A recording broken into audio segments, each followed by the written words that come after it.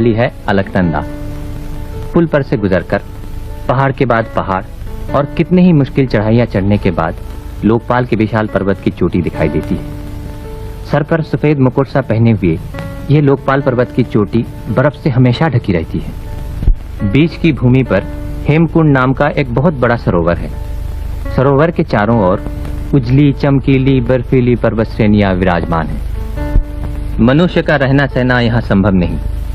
कहते हैं सिखों के दशम गुरु गुरु गोविंद सिंह जी ने इस जनहीन स्थान पर किसी समय एकांत साधना की थी। उनकी उस महान साधना के स्थान पर आज एक सिख गुरुद्वारा दिखाई देता है।